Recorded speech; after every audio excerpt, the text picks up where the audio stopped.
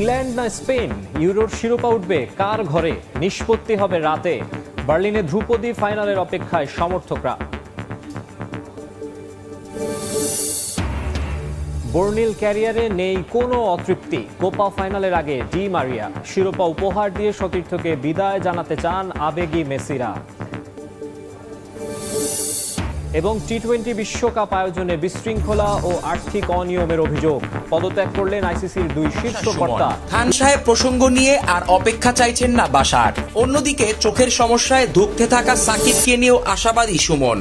Champions ট্রফিতে সাকিব তামিমকে একসাথে খেলার ব্যাপারে কি ভাবছেন? আসসালামু আলাইকুম সুপ্রিয় দর্শক বন্ধুরা, এবার শেষ পর্যন্ত ফুটবল বিশ্বের দুই টুর্নামেন্টের একসাথে সমাপ্তি হতে চলেছে। দর্শক বন্ধুরা, এখন শুধুমাত্র ফুটবল বিশ্বের কোটি কোটি ভক্তরা তাকিয়ে রয়েছে ফাইনাল ম্যাচটি দেখার জন্য। দর্শক বন্ধুরা, এদিকে এবার ফাইনাল ম্যাচে আনুষ্ঠানিকভাবে বিদায় নিতে যাচ্ছেন ডি মারিয়া। দর্শক বন্ধুরা, এবার আর্জেন্টিনার এই সাইলেন্ট কিলার ইতিমধ্যেই বিদায় নেওয়ার জন্য সবকিছু প্রস্তুতি নিয়ে নিয়েছেন। দর্শক বন্ধুরা, অন্যদিকে এবার আইসিসির দুই কর্মকর্তাদের উপর নানা অভিযোগের কারণে এবার বহিষ্কার করা হয়েছে।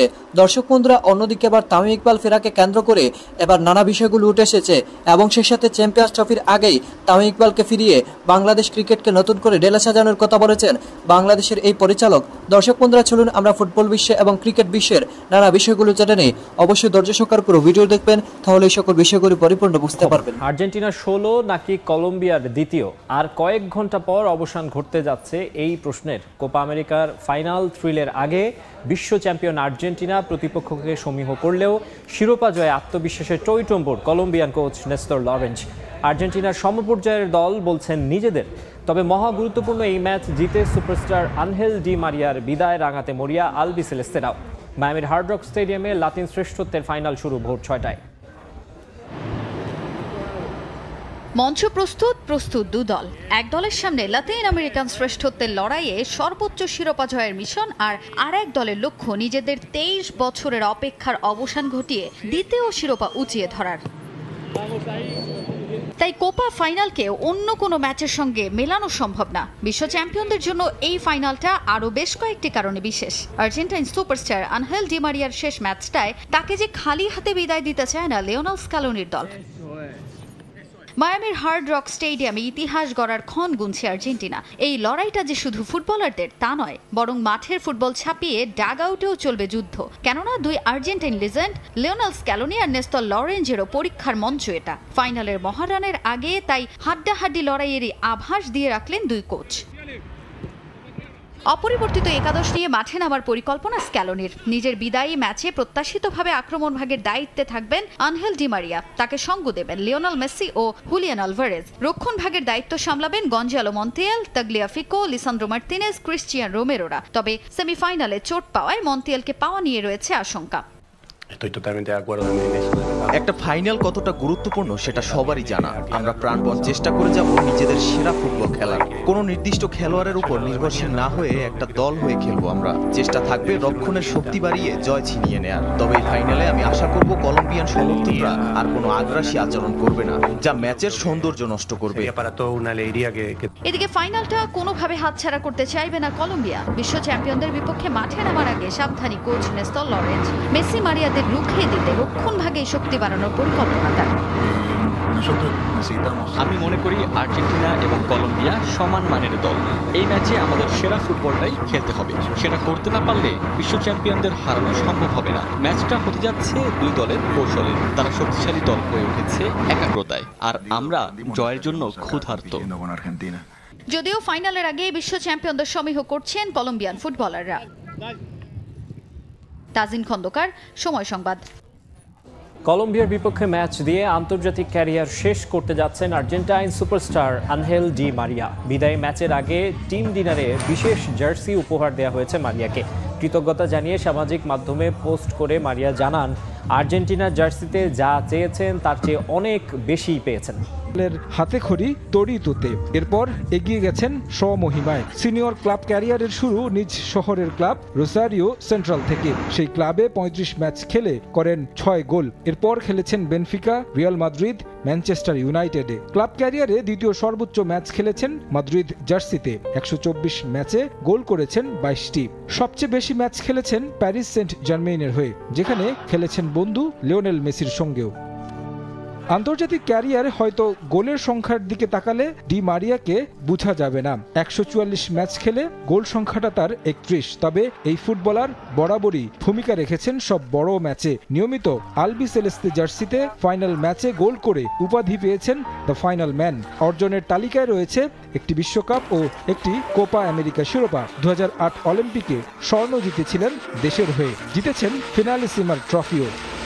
শেষ বেলায় আবেগ আপ্লুত গোটা দল। ফাইনালের আগে টিম ডিনারে বিশেষভাবে সম্মান জানানো হলো এই সুপারস্টারকে। দলের পক্ষ থেকে দেয়া হয় বিশেষ জার্সি, যেখানে আপ্লুত হয়ে পড়েন দ্য ফাইনাল ম্যান। পরবর্তী জীবনের জন্য শুভকামনা জানানো হয় তাকে।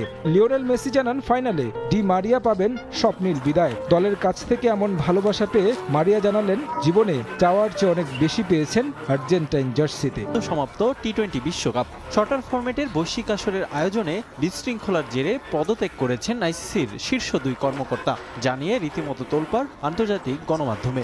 যাদের একজন টুর্নামেন্ট আয়োজক কমিটির প্রধান ক্রিস টেটলি, আরেকজন মার্কেটিং ও কমিউনিকেশনের মহাব্যবস্থাপক ক্লেয়ার ফারলং।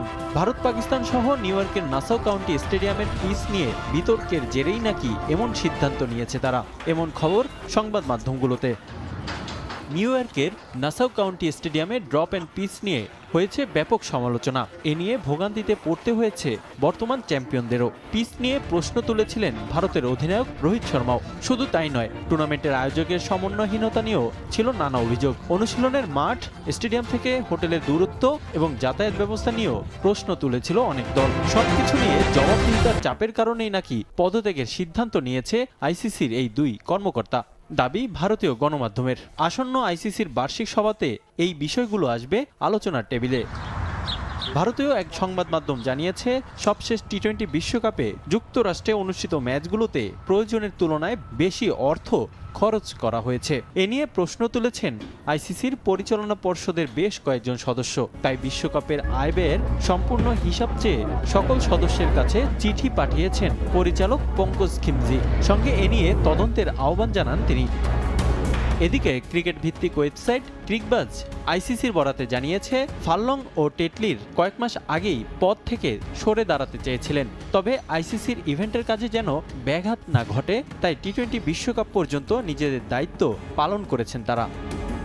যুক্তরাষ্ট্র ক্রিকেট বোর্ডের এক কর্মকর্তা ক্রিস টেটলির বিরুদ্ধে এনেছেন স্বজনপ্রীতির অভিযোগ। কেন ব্রেট জোন্সকে যুক্তরাষ্ট্র পর্বের আয়োজক কমিটির প্রধান নির্বাহীর দায়িত্ব দেওয়া হয় সে প্রশ্ন তুলেছেন তিনি। বিশ্বকাপ আয়োজনে অনর্থক অর্থ ব্যয় করা হয়েছে বলেও দাবি সেই কর্মকর্তার।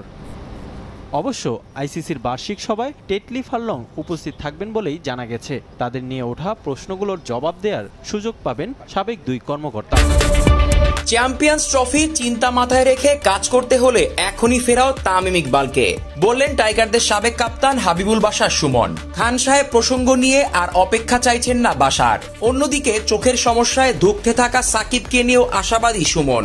চ্যাম্পিয়ন্স ট্রফিতে সাকিব তামিমকে একসাথে খেলার ব্যাপারে কি ভাবছেন হাবিবুল বাশার, জানতে হলে দেখুন পুরো রিপোর্টটাই।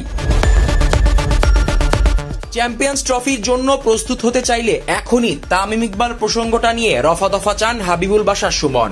খান সাহেব ফিরুক এটা চান সাবেক কাপ্তান, তবে এই প্রসঙ্গটার একটা ফুল স্টপ হওয়া উচিত, এটাও মানছেন তিনি। বাশার বলেন, এই আলোচনাটা আসলে কন্টিনিউ হওয়া উচিত, যদি হয় এখনই শেষ হয়ে যাওয়া উচিত। তামিম খেলবেন কি খেলবেন না সেটা আলোচনাটা এখনই শেষ হয়ে যাওয়া উচিত। এটা নিয়ে টানাটা ঠিক না। টাইম যদি খেলে এতে ভালো বিকল্প আমাদের হাতে এখন নেই, তৈরি হয়নি। যারা আছেন Tanzid Tamim very good, but he also need some time. তার সাথে যদি একটা এক্সপিরিয়েন্স প্লেয়ার থাকে তার জন্য কাজটা সহজ হয়। লিটন আমাদের খুব ভালো batsman, but not consistent. Liton কিন্তু অত কনসিস্টেন্ট ডেলিভার করতে পারছেন না। তামিম ইকবাল যদি আসেন, আমার মনে হয় না কারো কোনো সমস্যা আছে তামিম ইকবাল যদি খেলেন।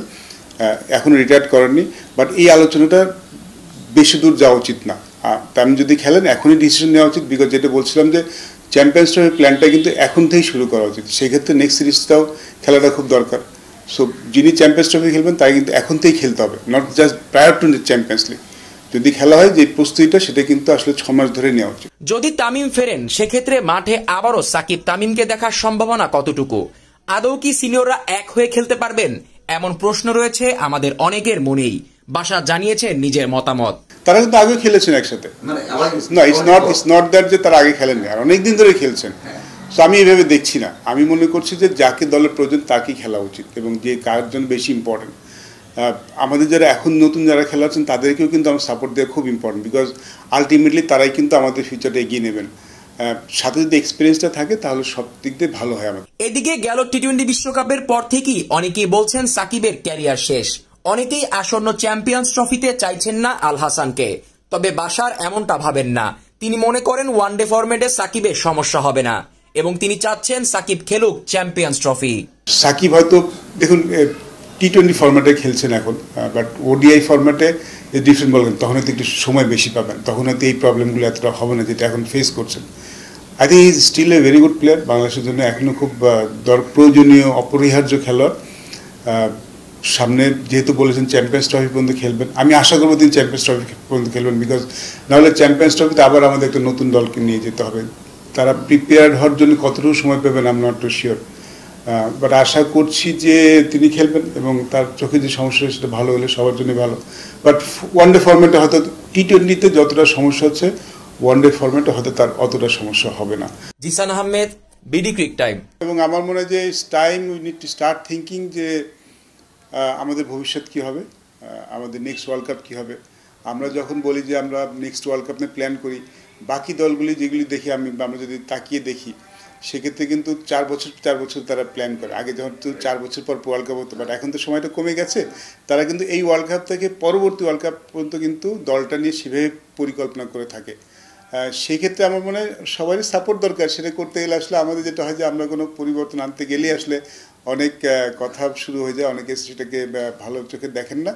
বাট যদি আমরা সব দলগুলি, বিশ্বের সব দলগুলি কিন্তু world cup to world cup plan করে, নেক্সট ওয়ার্ল্ড কাপে কারা থাকছেন কিংবা কারা। তো দর্শক বন্ধুরা, আপনারা হয়তো পুরো ভিডিও দেখে এবং সেই সাথে এই সকল আলোচনাগুলো শুনে অবশ্যই বুঝতে পেরেছেন অবশেষে ফুটবল বিশ্বের এই সকল উন্মাদনাগুলো শেষ হতে চলেছে। এবার শুধুমাত্র ফাইনাল দেখার অপেক্ষায় রয়েছে ফুটবল বিশ্বের প্রেমিকরা। অন্যদিকে এবার ডি মারিয়ার এই ম্যাচটি হচ্ছে আন্তর্জাতিকের শেষ ম্যাচটি। তো দর্শক বন্ধুরা, আপনারা পুরো ভিডিও দেখে এবং সেই সাথে ক্রিকেটের এই সকল বিষয়গুলো জেনে তবে কি শেষ পর্যন্ত তামিম ইকবাল ফিরবেন? তো দর্শক বন্ধুরা, আপনারা পুরো ভিডিও দেখে এবং এই সাথে এই সকল বিষয়গুলো জেনে আপনাদের কাছে কেমন হয়েছে অবশ্যই কমেন্ট করে জানিয়ে দিবেন। তো দর্শক বন্ধুরা, ভালো থাকুন, সুস্থ থাকুন, আল্লাহ হাফিজ।